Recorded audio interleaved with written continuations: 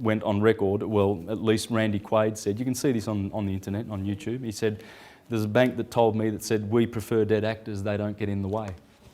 What do you think happened to Marilyn Monroe and Elvis Presley and Rudolph Valentino and James Dean, etc.? People. These guys, there's some smart lawyers that have placed themselves in Hollywood and they are there to bring you to fame and glory and then kill you and take your money. That's what they did to Michael Jackson. It was a whack job. Simple as that. There's plenty of proof. But the reason I'm going into that, down that tangent, is the fact that this is the knowledge that will bring us back to sanity. And this is the one that they are scared of the most. This is the great heresy that has been persecuted for thousands of years, because this is empowerment. This is unity consciousness. This teaches you how to think. Whereas Rome has taught us what to think, because she likes to divide and conquer. And let who shall be deceived, let him be deceived. We're here to administer the affairs of God, because that's what they do. The Vatican administers all of the affairs of God in our courts. When you get a writ and a summons, that's coming from a scriva notary. A scriva notary, right? Jesus in the Gospels condemns 5 classes of people, right? Unless you're aware of it. He's got the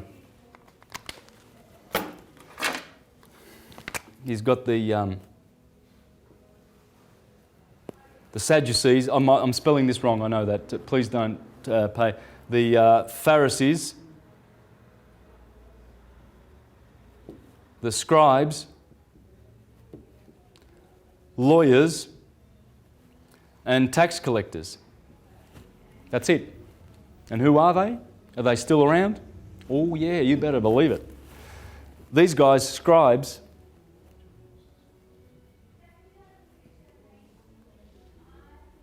scriva, that's a V by the way, sorry about my bad writing. Scriva notary. Notaries, that's a writer of indulgences. I've exposed this in other videos of mine. You see the scribes, that's why he doesn't like the scribes. The Pharisees, these are people that, you know, like your priests and your money changers. These are the money ones. These are the law guys. These are the guys who get big educations to go into politics. You know, like your John Howards and your Rudds and Gillards and these creeps to run us. And you know what? They're lawyers. Oh yeah, they study law because they want to bind you. And they know how to bind you. It's called statutory legislation. It's not the law of God. We're only bound to one law, and that is don't hurt anybody. If we are all one, why are they like that? Because they've divided us. This unites. They have divided us. The elites that are doing this, dividing us, are causing you to have your label, you know, Jehovah's Witness, Mormon, Pentecostal. So we all go back to one in them too. If this doesn't take over the whole planet in the next 10 years, it's all over. Okay. It's coming back. It will come back. Hermes has always promised to come back and return. Okay? One only needs to read the Lament of Hermes, right, from the Hermetica, where Hermes predicted, and so did Hesiod, by the way. Actually, I'll read these. That's why I brought these along, because you know, I don't know. I've done all my notes and I'm happy. Now I'm just sort of leaving this time to sort of deal with loose things that I brought along. Okay, so because it all pertains to the holy science, as above, so below. When you know above where all the planets are and what they're doing, you know below. And you know what's going to be happening for you.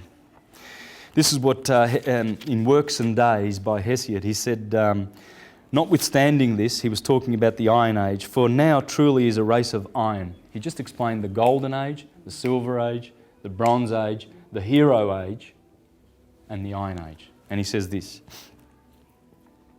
and the gods shall lay for sore trouble upon them, but notwithstanding even these shall have some good mingled with their evils. And Zeus will destroy this race of mortal men also, when they come to have grey hair on their temples at their birth.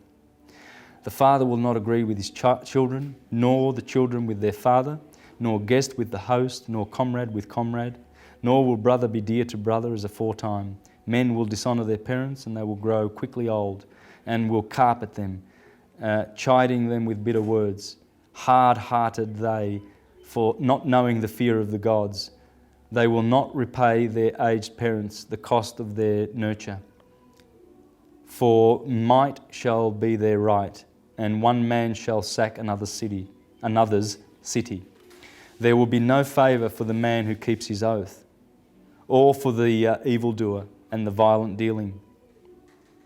Strength will be right, and reverence will cease to be, and the wicked will hurt the worthy man, speaking false words against him, and will swear an oath upon them. Envy, foul mouth, delighting in evil, and scowling face will go along with wretched men, one and all. So there's no hope for the Iron Age. Hesiod said that. In the Bible, 1 Timothy chapter 3, it says, "For in the last days there shall be men lovers of violence and greedy and slanderous and etc., etc." Hermes did that. Now, of course, this is the original. This is the original. And in the Lament of Hermes, he says, "No one, I see times to come, no one will pursue philosophy with single-mindedness and purity of heart. Those with a grudging and ungenerous temperament will try to prevent men discovering the priceless gift of immortality. Philosophy will become confused, making it hard to comprehend. It will be corrupted by spurious speculation."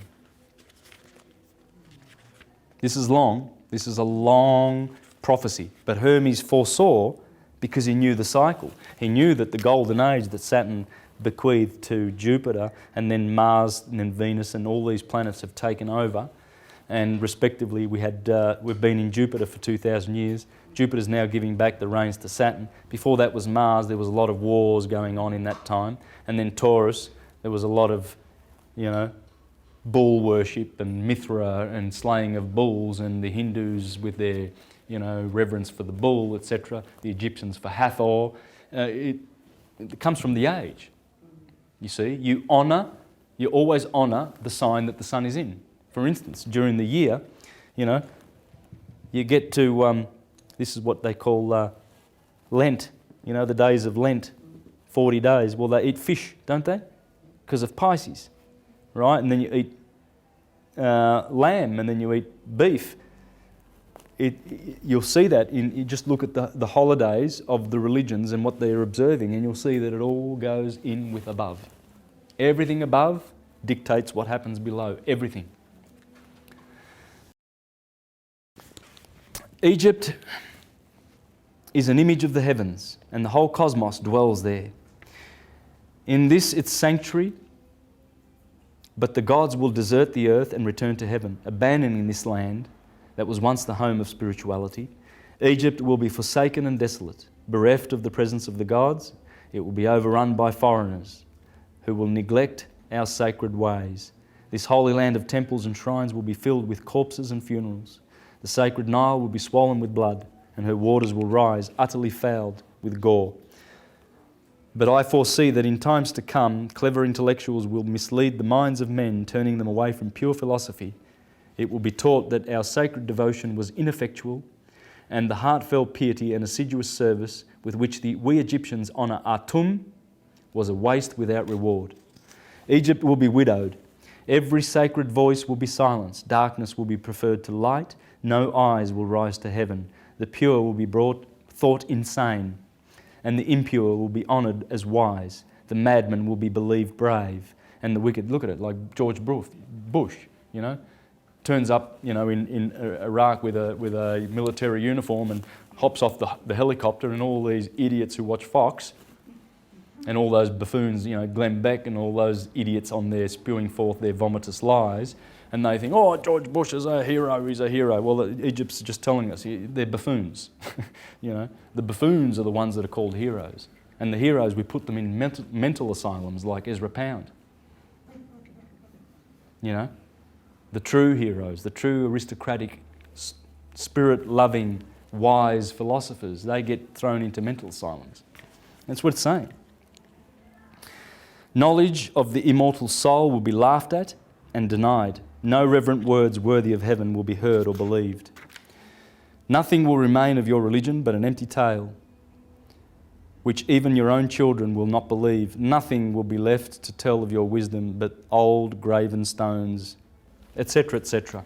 So you see, Hesiod said it, Homer said it, the Bible says it. It's the Dark Ages. It's simple as that. These are the Dark Ages.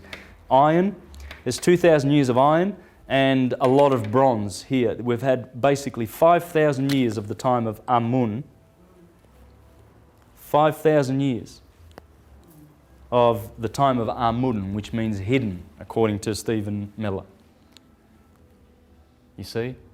And according to Stephen Miller, he says that Akhenaten, who was around about here, tried to bring back the age of Aten, which was here. This was the age of Aten over here, going back here. Aten, and this is Amun. 5,000 years of darkness, according to the Egyptians, the indigenous wisdom keepers. Now, the philosophers also spoke much about what we need to do in our thoughts, our speaking, our actions. For instance, Epictetus and Seneca, first century philosophers. Marcus Aurelius based a lot of his wisdom on Epictetus's writing. And by the way, these are the two philosophers that most people suspect in history that Christian principles were based on, these guys. Seneca was Nero's philosopher and Epictetus was a contemporary. And there are scholars out there who swear black and blue that these are the two guys. Because when you read, you read Epictetus or Seneca and you will find principles that leave this book for dead. Absolutely exquisite Roman and Grecian philosophy. It's exquisite because it comes from a higher school, comes from a higher consciousness. They remembered the ancients. And if you think they weren't that smart, well, you need to go for a walk down to Egypt and see all the beautiful optical machinery, the machinery with which they put grooves in those granite rocks and polish those rocks. And you can see clearly there's abundant evidence, especially in Carmen Butler's DVD, The Pyramid Code, that they used high-tech machines. Optical precision, laser precision machinery. Stuff that we don't even know about yet. We still have not discovered. It is impossible to make a pyramid like they did. It's absolutely impossible. You can see it. Anyone with a half a brain can work that out. It's impossible. Who did it? Well, the higher consciousness. The higher ages did it. And these guys remembered it. Anything you read, I don't know where to start, but this one of Seneca is on anger, mercy, and revenge, and how he explains, not in a hard and allegorical and confused manner that the Bible does, but in a clear manner, how we can overcome anger and how we can, improve our spirituality. I'd love to share something, but I think I'll press forward because what I want to discuss is the diet of the vegetarian philosopher. Okay, and this is important because remember the word animal. It has to do with the eating of flesh, according to the philosopher, has to do with the shedding of blood, and that's soul, animal. Whereas plants, there's no bloodshed. Plato in the Republic urged that the upper classes should abstain from eating meat. Not only a vegetarian diet was the healthiest option, but growing plants also requires less land than producing animal food. Porphyry, in his book,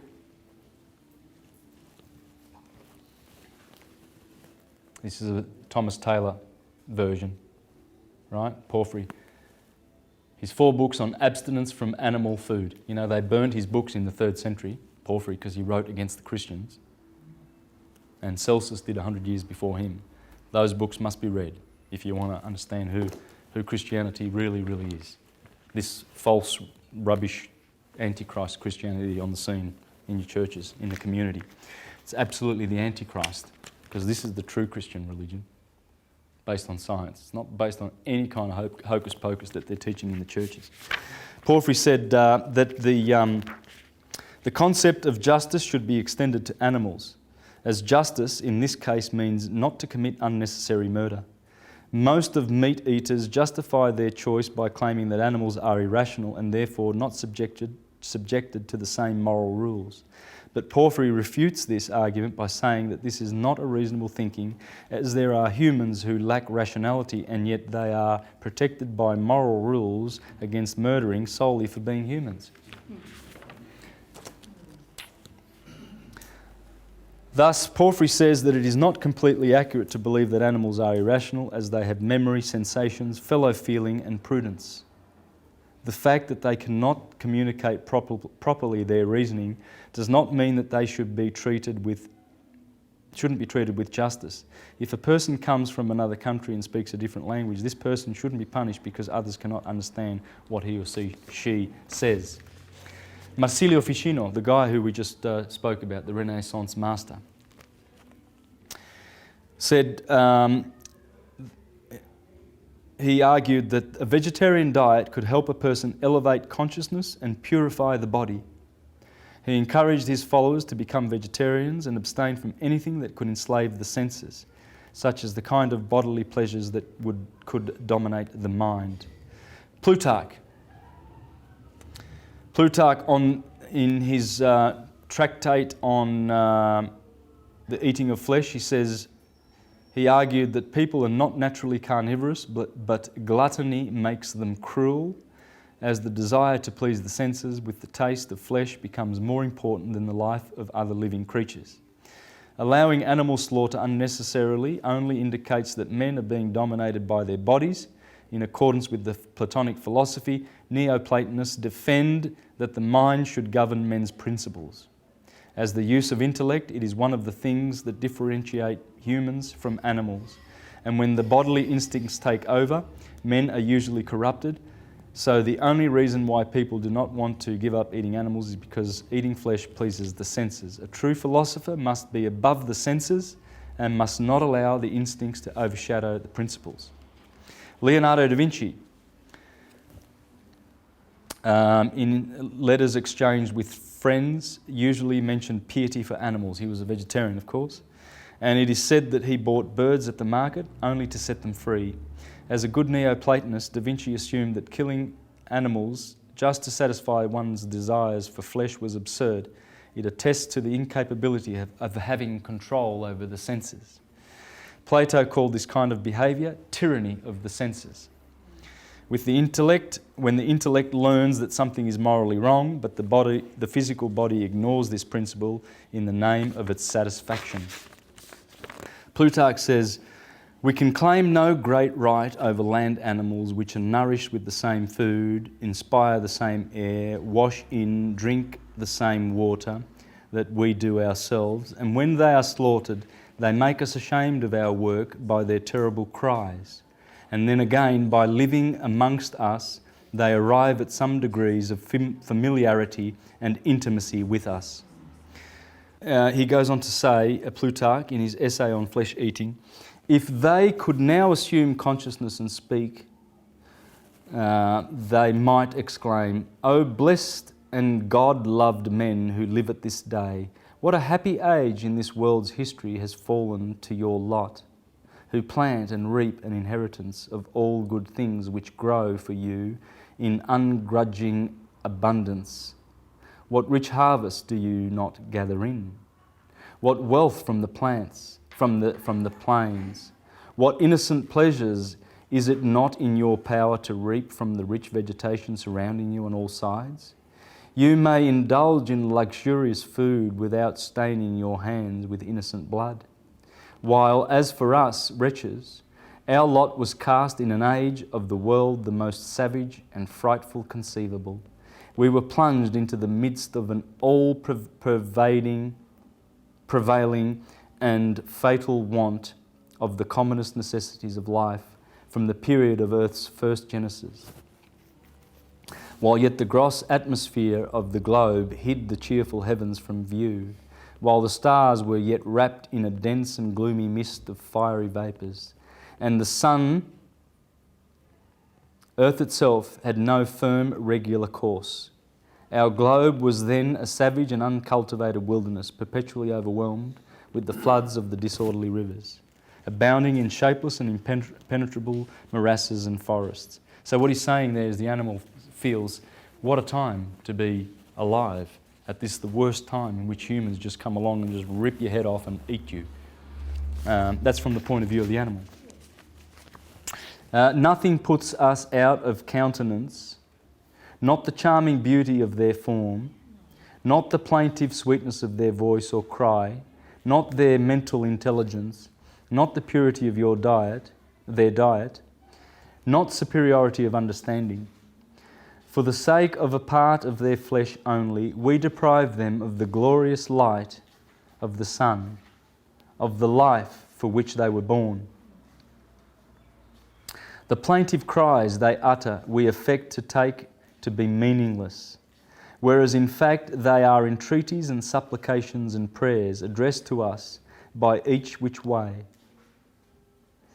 Is it not the satisfaction of your real necessities we deprecate? It is not the satisfaction of your real necessities we deprecate, but the wanton indulgence of your appetites. Kill to eat, if you must or will, but do not slay me that you may feed luxuriously. So in other words, the animal's saying, I don't begrudge you, you need to eat. But must you slay because for your better eating? You've already got eating. There's already food out there. There's cherries and apples and bananas and carrots and pumpkins. Why does blood need to be spilled? This is the thinking we might have to address if it concerns us. Alas for our savage inhumanity. It is a terrible thing to see the table of a rich man decked out by those layers of corpses, the butchers and cooks. A still more terrible sight is the same table after the feast. For the wasted relics are even more than the consumption. Have you seen this? I'm privileged to be able, I'm a musician, a professional musician, so I get to do corporate functions, So, you go to a function of, say a bank break-up party at the end of the year or something, right? And you see all these diners and all these intellectuals that go to celebrate the corporation, you see, and I get to play and watch their behaviour. And I see how much food, they've got the choice of grapes and watermelon and all sorts of carcasses. Bring out fish and they bring out meat and they bring out all sorts of food. And as Plutarch says, the wasted relics are even more than the consumption. And yet people are starving to death on this planet. These victims then have given us their lives uselessly, as other times from the mere niggardliness. The host will grudge to distribute his dishes, and yet he grudged not to deprive innocent beings of their existence. Well, I have taken away the excuse of those who allege that they have the authority and sanction of nature. That man is not by nature carnivorous is proved in the first place by the external frame of his body, seeing that to none of the animals designed for living on flesh has the human body any resemblance. He has no curved beak, no sharp talons, no claws, no pointed teeth, no intense power, or stomach, or heat of blood, which might help him to masticate and digest the gross and tough flesh substance. On the contrary, by the smoothness of his teeth, the small capacity of his mouth, the softness of his tongue, and the sluggishness of his digestive apparatus, nature sternly forbids him to feed on flesh. And that's what Sri Yukteswar says in The Holy Science. There's a chapter there on flesh. And it's absolutely not for human consumption. You know, and it really upsets me when people who take the philosophical stance and try to be teachers, you know, in the truth movement and etc., and who do the opposite, you know, and teach that it's beneficial.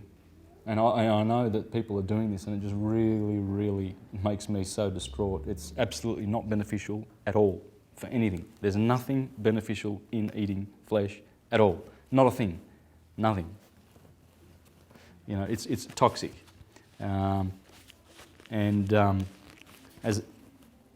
As they say, it's, you know, it's a waste of soul, animal being soul. But anyway, this is the thing that is more one studies and deepens his level of appreciation of the spiritual and the metaphysical of all of this, the more one then sees the need to adapt. You see, there are many things that we can do. Now this establishment, Magpie House, is dealing with yoga, right? So George is teaching yoga, and this is a physical and spiritual thing to practice. It has both benefits. You see, physically the yoga is just a magic for the body, but it's also a spiritual thing. You see, and this is why a lot of churchgoers will say, "Oh, yoga, oh, that's from the devil," right? It's from the devil. Yoga, you know, stretching and filling your mind with good information is from the devil. But you see, these are some of the things that we need to look at. Are we exercising and stretching with the good food that we eat, the good light food? Because raw food, and if you can add more raw food into your diet, you get more light, right? Because it hasn't been burnt, cooked, grilled, roasted, fried, or anything like that. You see, which actually destroys the enzymes in the food. But you know, things like yoga is all about stretching. You know, it's just getting all the joints moving and stuff like that. Dancing is a good way to do yoga. You know, grab a partner and do half an hour a day or something like that.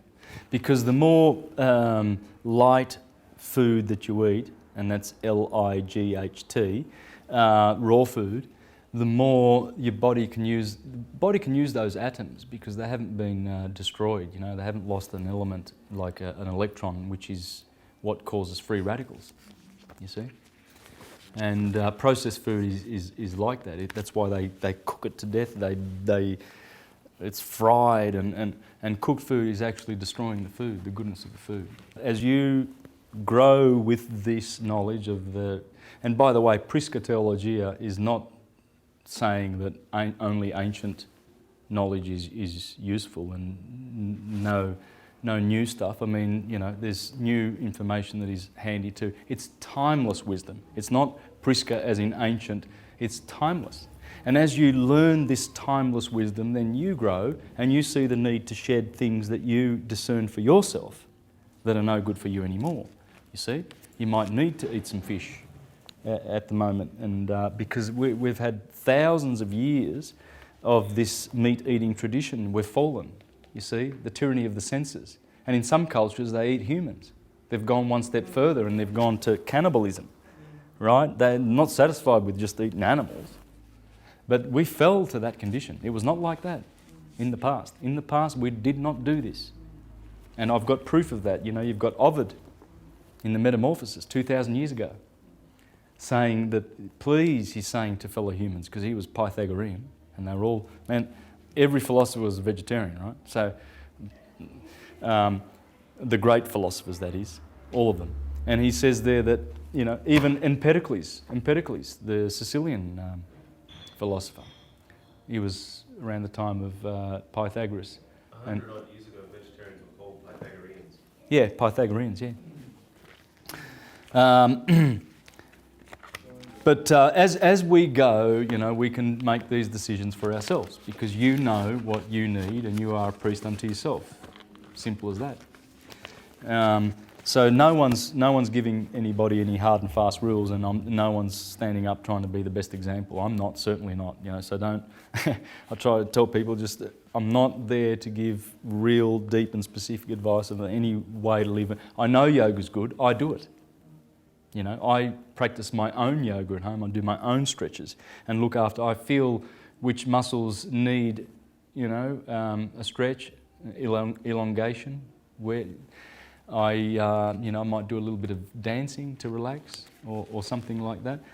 Breathing is very, very important to learn how to breathe. Unfortunately, a lot of people are breathing incorrectly, right? You see them do this, you know, they suck in here and they breathe in here when they're breathing in. That doesn't make sense. If you blow into a balloon, it expands, right?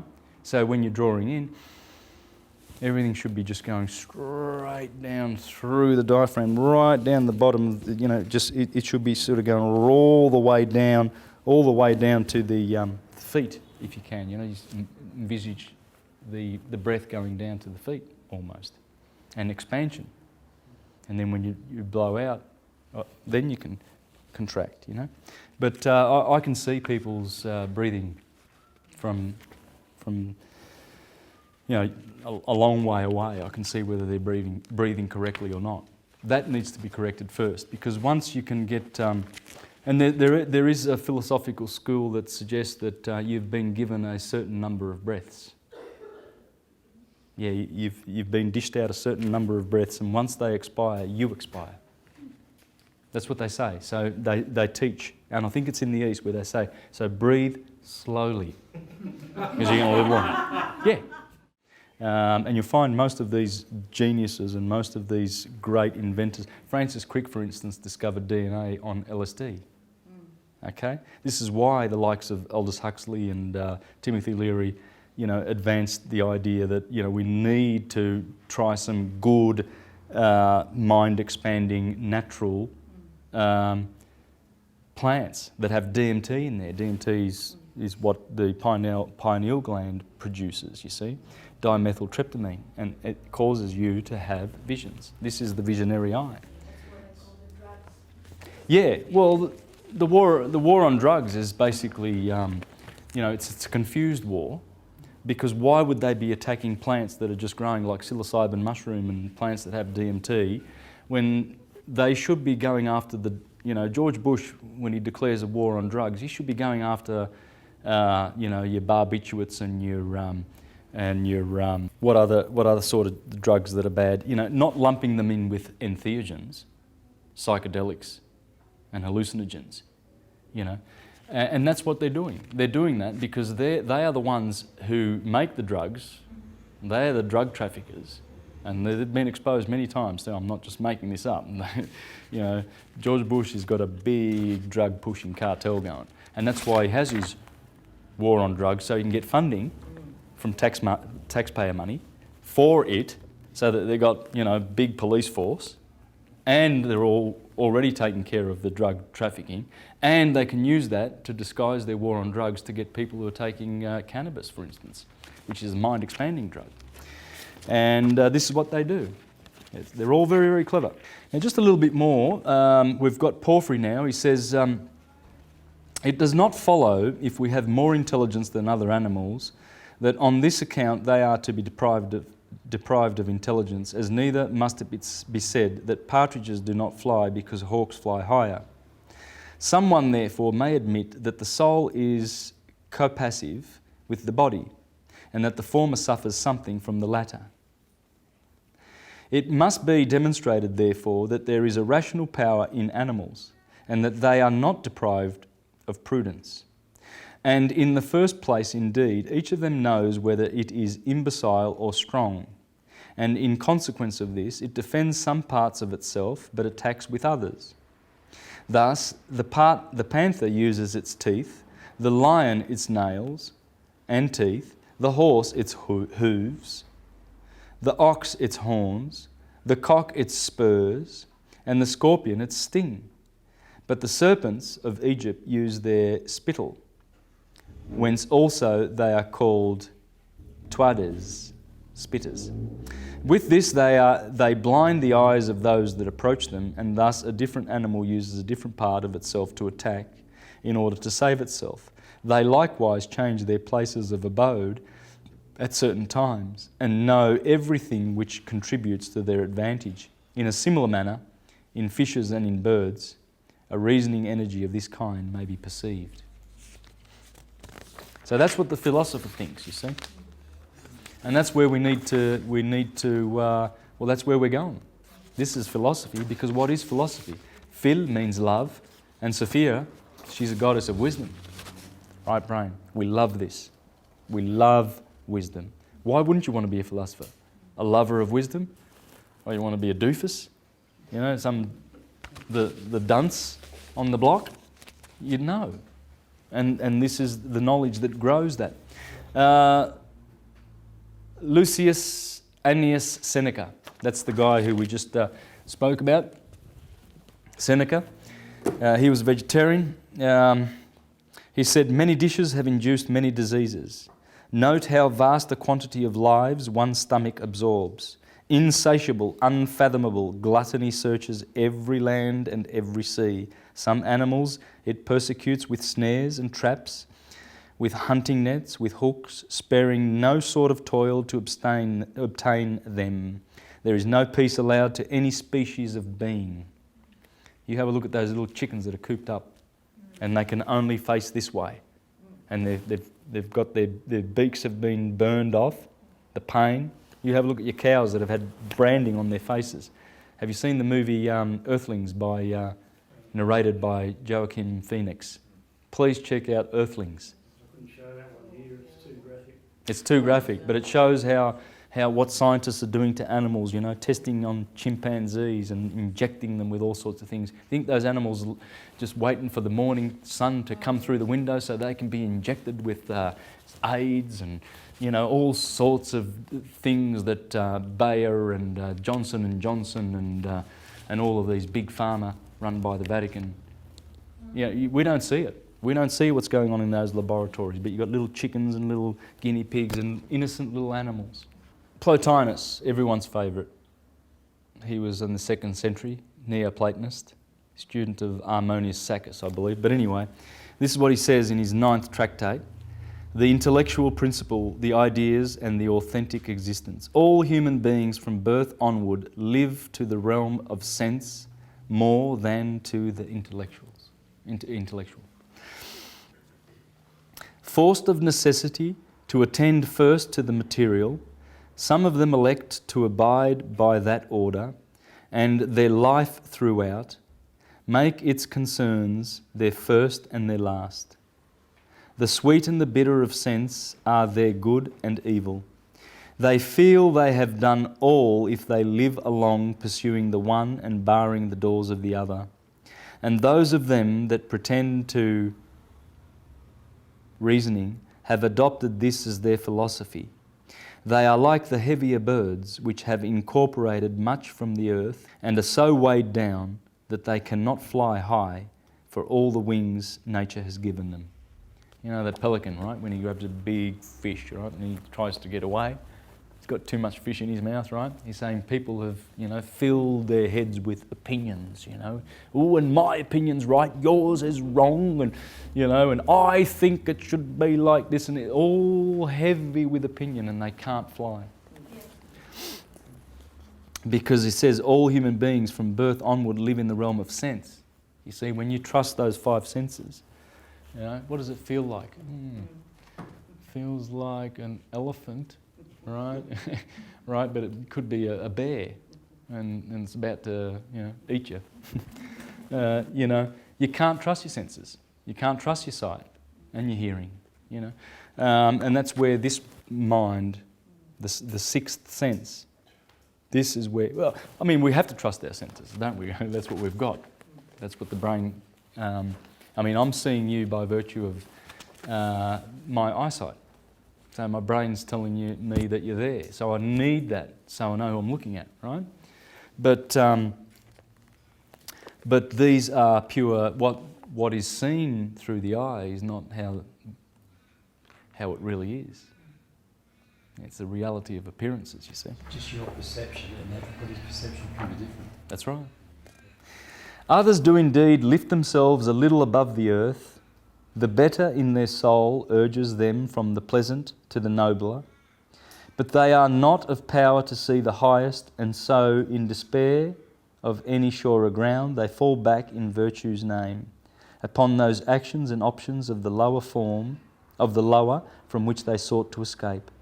But there is a third order, those godlike men who in their mightier power, in the keenness of their sight, have clear vision of the splendour above and rise to it from among the cloud and fog of earth and hold firmly to that other world. Looking beyond all here, delighted in the place of reality, their native land, like a man returning after long wanderings to the pleasant ways of his own country. You see, what they're saying is eventually the godlike one, or the one that looks for God, the cause of it all, he just he's not satisfied with studying effects. He wants to know the causes, you see. Then he returns back to that land. After he does mighty searches, he searches for the truth. And what is the other place and how is it accessible? It is to be reached by those who, born with the nature of the lover, are also authentically philosophic by inherent temper, in pain of love towards beauty, but not held by material loveliness. You see that pelican? That loveliness of that fish, but it can't fly, so it gets killed. Taking refuge from that in things whose beauty is of the soul, such things as virtue, knowledge, institutions, law and custom, and thence, rising still a step, each to the source of this loveliness of the soul, thence to whatever be above, that again, until the utmost is reached. It's just exquisite. Plotinus's. Here is the Nag Hammadi Gospels. Okay, now they are hermetic. They talk about Jesus, but not as a historical person, because that's how Jesus should be spoken about. Jesus is not a historical person. In the scriptures, he is defined as the Logos. Remember? The Logos. That's where speech. See, this is the Father, the thinker. And then the Logos speaks forth, and then the Holy Spirit gets sent in Gemini to go and work. You see? So it's the Logos. It's the wisdom. It's just divine wisdom of Hermes. Everything that Jesus has ever said in any gospel can be taken directly from the mouth of Hermes. That can be proven. And it is. There's a gospel called The Discourse on the 8th and the 9th. And that's what I'm encouraging you to read. The 8th and the 9th. That's talking about the 8 rings of the octave that we live in. So they were talking about that science in the Nag Hammadi documents. Okay? So I urge you to have a read of some of those if you're interested in knowing who Jesus really is. So we can put all this back into perspective, because Rome has told us that it's a historical person, and we will only have salvation by that historical person. I've proven with all my videos, not just this one, all my presentations, that is wrong. Jesus is, in fact, the spiritual essence of who we are. Oh, look, there would have been someone historically that would have taken that name, just like there would be a historical Jesus, if you like, because the mystery school that was around in the Middle East that was churning out Jesuses was operating until Titus came along and destroyed it. Remember Titus's arch? He commemorated the destruction of the Jerusalem, and they've got the Jewish menorah. Remember that? The Arch of Titus in Rome. Well, he commemorated that, the destruction, because what they did was they destroyed one of the Mediterranean's schools where you could go and be initiated. And in the initiation, you had to go through ordeals, you see. So they were actually putting people on crosses. They were doing it. They used to do this in Egypt. You know, this is why Freemasons, have got all their strange rituals. It's all based on this. This is Freemasonry. And they have to, you know, go through the ordeals just like the sun goes through the ordeals, betrayal, and then, you know, blindfolded, and then killed, and then he's got to climb up and run away from his enemies, you know. Satan is always there, and then he's got to conquer. And then, you know, there's the sign of exaltation of the sun, and here is the sign where, etc., etc. Right? That's what we do in our ordeals. Now, in the Middle East, that's what they were doing. They were bringing people, you know, they had to carry their cross up the mountain, and then they had to be hung on the cross for 3 days. And when they survived, the initiates, they were given a new name, and usually that name was Jesus. There's the Jesus. That's how it was known. It was not a historical person. It's the spiritual person in you. It's your soul. It's who you are. And then when one has achieved this illumination, one then is able to have the crown chakra pierced, and he is an illuminated chief, an Illuminati. There it is. There it is. And that is, you know, the vision that St. John had in Revelation. The moon, Mercury, Venus, the sun, Mars, Jupiter, and Saturn. All described in the first chapter of Revelation, where it says, I beheld the Lord, and his face shone like the sun. Well, that's the sun. And he had a sword that issued from his mouth. Well, that's Mars. Mars is the martial one. He's ready to fight at the drop of a hat. And he had white hair, you know, because he was the ancient one. Well, that's Saturn, old man Kronos. He's got white hair. It's all grey. He doesn't got any, you know, nice dyed hair. The belt around the paps. I mean, what's Jesus doing with, you know, with some nice little boobies? Well, and what's he doing with a belt around there, like a bra? So it's a bra, basically. Well, it's Venus. So he's describing in the first chapter of Revelation, and what happens is these are the 7 vowels of the creation, the 7 planets. These are the Elohim. That's the Elohim. He was actually describing the Elohim, the solar system, our big brother as above. Whatever it does, we do. We've got the sun in here. Marsilio Ficino has had a lot to say about the sun. I want to share something with you here. The sign in which the sun is exalted, that is Aries. In this way, becomes the head of the signs, signifying the head in every living thing. Also, the sign in which the sun is domiciled, that is Leo. It is the heart of the signs, and so rules the heart in any living thing. I'm stressing that because that's what I'm talking about this in all of my presentations, you see.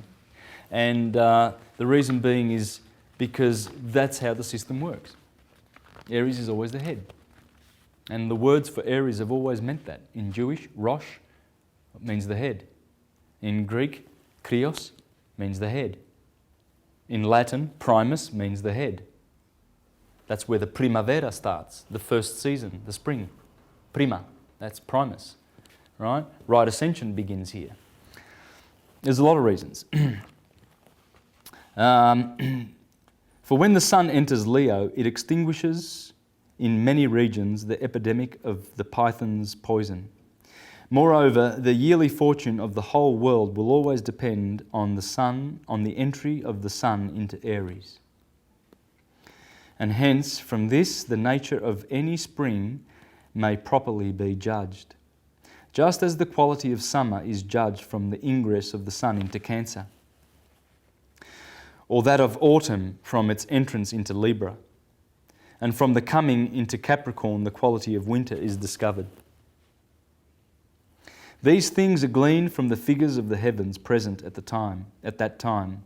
Since time depends on motion, the sun distinguishes the 4 seasons of the year through the 4 cardinal signs. Similarly, when the sun returns by the exact degree and minute to its place in the nativity of any person, his share of fortune is unfolded through the whole year. It happens in this way because the movement of the sun is the first and chief of the planets is very simple, as Aristotle says. Neither falling away from the middle of the zodiac, as the others do, nor retrograding. You see, all the other planets retrograde. And what's retrograde? Well, you know, if you're watching the planets, you see Saturn is doing this, then all of a sudden you see him go like this. And then he goes back forward and he goes direct. So he's transiting a sign, and then all of a sudden he goes back a few degrees. And you go, what the hell? And you're watching this, you know, wow. I was watching that last year with Saturn in Virgo, right? It goes all the way to Speaker, then it goes back the other way in Libra here, Virgo and Libra. Saturn's been here for the last couple of years, right? So it retrograded, it went back to Virgo, and then it goes back, now it's in Libra, right?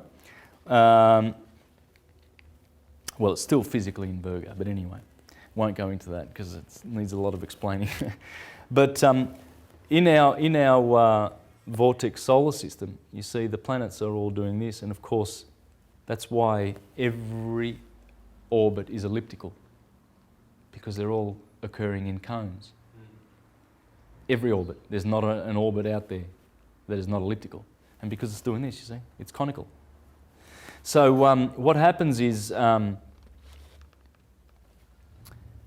when, let's say this will be Earth, here's the Sun, there's Mercury, Venus and the Earth. Say we're about here and Saturn is coming around, and say Mars is coming around here, right? Because we are travelling fast along this way, we are heading in that direction, and Mars is going around this curve, he will seem to be going backwards. You see? They don't retrograde physically. They don't sort of stop, you know, and then go back and then, well, that was good, interesting little retrograde, that was, very kinky. They don't do that. But that's how it works, because we're all following the Sun in its cone, and the Sun is the leader. And all the planets follow. It's Snow White and the Seven Dwarfs. It's Little Red Riding Hood. It's Hercules. Samson pulls down the gates of Gaza. It's Troy. It's Helen of Troy. Helen of Troy is the moon. And where's my? There it is. Now this guy, Thomas Taylor, he was interpreting all the philosophers, right? And he's the best one. But he's talking about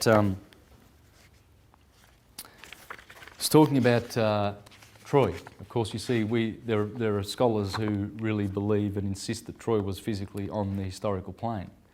It's good when you have intelligent people, you know, shedding the light on all of these. You know, like you have, how many books have been written, you know, trying to prove that Jesus was historical and etc. and the apostles and everything like that. You know, but then you get one great book that comes along, like Alvin Boyd Coons, that one, and dismantles it with proofs. Absolute proofs. Well, what he's saying here about the Trojan War, etc., if I can find it. I've got so many good points here. It's just beautiful the way this guy explains the myths, you know. Oh, there it is. Of course, it's in The Wandering of Ulysses, okay? This is one of the books that he translated. And he says, the Trojans are called genuine. For all the lives which subsist about bodies and irrational souls are favourable and attentive to their proper matter.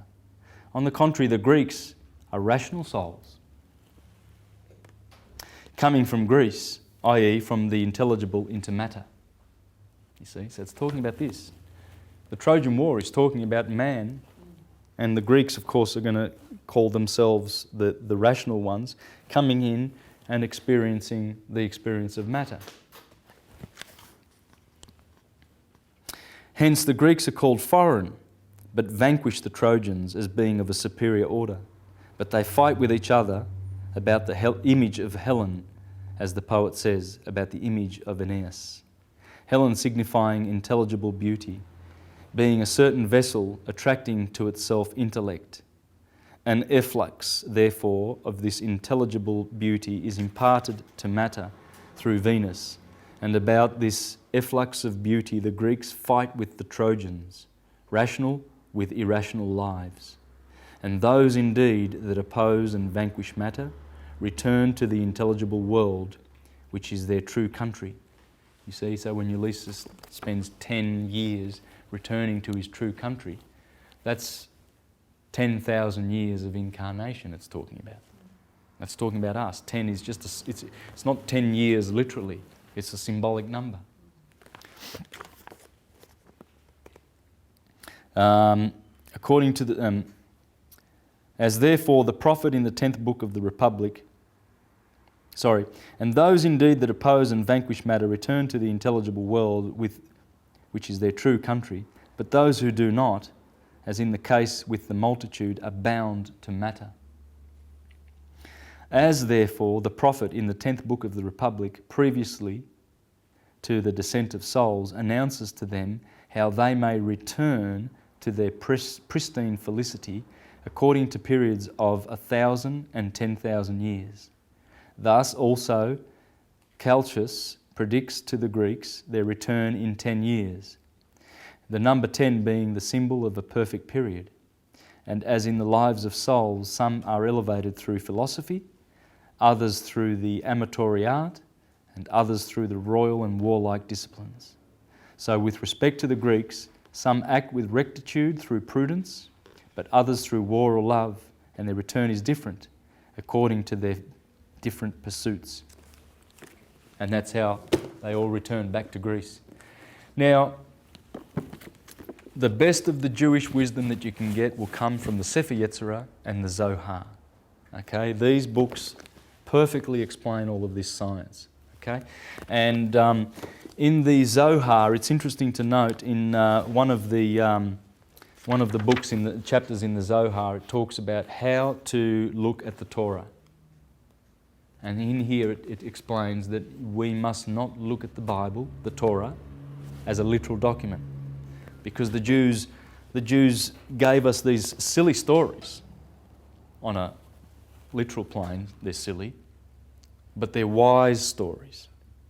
You know, they're hiding a great kernel of truth.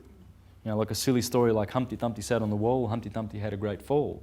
All the king's horses and all the king's men couldn't put Humpty together again. Well, the origin of this is very simple, to people who are thinking. They don't need to, do too much thinking. That would be a happy egg, wouldn't it? The full moon, and in the ovaries that would be the egg. Right? So the moon, she climbs up. New moon, she climbs. There's quarter moon, quarter sun. And she keeps waxing. And finally she gets into her kingdom. She's full and glowing. That's Mary Magdalene. That's Helen of Troy. This is Troy. This is Troy. Right? And when Humpty Dumpty falls off the wall, there's no king that can put it back together again. Because that corresponds to the menstruation cycle. That egg's a goner, right?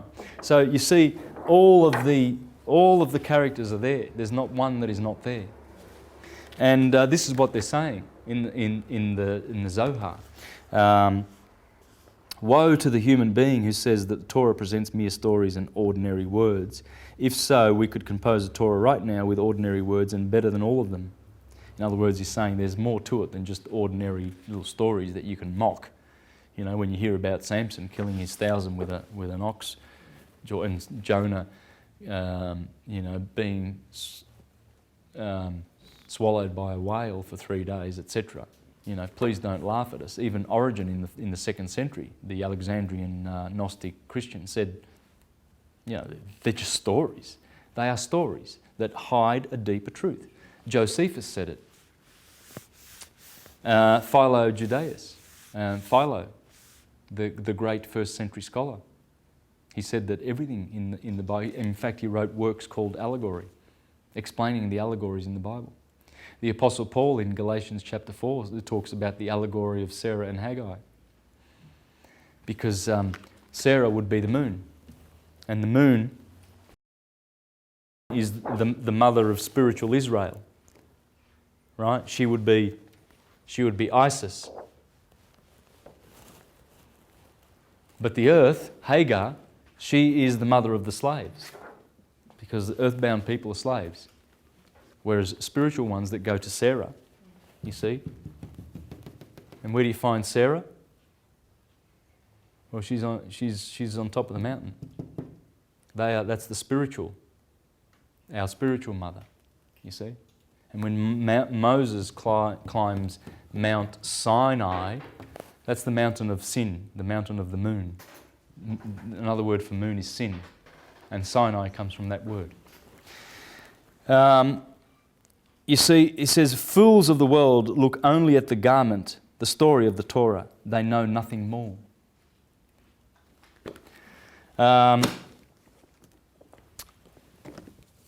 Thomas Paine, who was a Hermetist, I'm going to wind up in 5 minutes. Thomas Paine, who was a Hermetist, and one of the founders of the Republic, of the Hermetic Republic of the United States of America. And he said, as to the Christian system of faith, it appears to me as a species of atheism, a sort of religious denial of God. It professes to believe in a man rather than in God. It is a compound made up chiefly of manism, but with but little deism. And it is near to atheism as twilight is to darkness. It introduces between man and his maker an opaque body, which it calls a redeemer. As the moon introduces her opaque self between the earth and the sun, and it produces by this means a religious or an irreligious eclipse of light. It has put the whole orbit of reason to shade. The effect of this obscurity has been that of turning everything upside down and representing it in reverse. And among the revolutions it has thus magically produced, it has made a revolution in theology. As to the theology that is now studied in its place, it is the study of human opinions and of human fancies concerning God. That's all it is. You go to church, you go to Jehovah's Witnesses, human opinions, buffoons. Go to the Mormons, same crap. Seventh-day Adventists, all of them. They've all got their patented version of the same rubbish lie from Rome. It is not the study of God himself in the works that he has made, but in the works or writings that man has made. That's what the churches are up to. Yeah. And it is not among the least of the mischiefs that the Christian system has done to the world that it has abandoned the original and beautiful system of theology, the Prisca Theologia. He knew it. And to make room for a hag of superstition. And you need to read what he says. He calls Christianity a dag on the spiritual evolution of the human race. A dag, like a sheep has a dag on its bum. That's what Christianity is. It's like a dag dragging us back into the world of superstition, killing scientists like Galileo Galilei and murdering prophets of this true wisdom. The age of ignorance commenced with the Christian system. But the Christian system laid all waste. And if we take our stand about the beginning of the 16th century, we look back through that long chasm to the time of the ancients, as over a vast sandy desert, in which not a shrub appears to intercept the vision to the fertile hills beyond. It is an inconsistency scarcely possible to be credited that anything should exist under the name of a religion that held it to be religious, to study and contemplate the structure of the universe that God made. So he's saying that Christianity has been opposed to the study of the universe, how God made it. It's been opposed. That's the enemy, Thomas Paine. That's what caused Teddy Roosevelt to call him a filthy little atheist 100 years later. Because, of course Teddy was a corporate buffoon who wouldn't know what an atheist is. He wouldn't know what Thomas Paine was anyway. He's just happy to vomit out his rubbish, like all the rest who who came subsequent to the period of 1871 when they founded the Corporation of the United States, which is not the Hermetic Republic, Constitutional Republic of the United States of America. You see, everywhere where Hermes goes, he brings liberation. He did so to the Waldenses and the Lollards and the Huguenots and the Socinians and the Collegiants and the Anabaptists, etc. How many organisations, the Bogomils, the Cathars, the Albigenses, the Jews in Spain that were persecuted through the Inquisition. That was 1,000 years ago. And then the Renaissance came and they squashed that with the Reformation and the Counter-Reformation. And then the Republic came and set itself up. And this is all Hermetic. But then the Vatican saw what was happening over in the new lands and it sent its banksters over to trick people. Andrew Jackson, the 7th President of the United States, says, "I killed the banks." Thomas Jefferson said, "Democracy is mob rule." We heard what Thomas Paine says. Thomas Paine also says that the Christian religion is a parody on the sun. I've got all those quotes. I've done them in other presentations. So these Hermetists tried to save the New World, but the Vatican came a-calling. After the death of Abraham Lincoln, they set up in Washington, D.C. a corporation called the United States, headed by the Vatican. That's why you have the two fasci in the Congress in America. The fasci belong to Rome. Rome tells you where it's ruling and who it's ruling and sodomizing. It makes fools and slaves out of the world. So this information is the information that frees, and I hope that you've enjoyed the presentation and urge you all to continue studying this stuff. You know, grab a book, a notepad, and do this. Do the zodiac, this wheel. This is the wheel that we were blessed with. That's why this is the most known symbol in the universe. This is our science, and no one shall take it away from us. It's coming back, and it will absolutely free mankind in the very, very near future. And it will destroy the fictions of false religion. Absolutely obliterate them. It was prophesied. Hesiod prophesied it. Hermes prophesied it. They all said it. All the prophecies know that when this age comes and Saturn returns in Aquarius, big time truth. He's a truth dealer. Oh yeah, that's why he's got the scythe. He gives you life in truth and he takes it away. Everything is just with Saturn.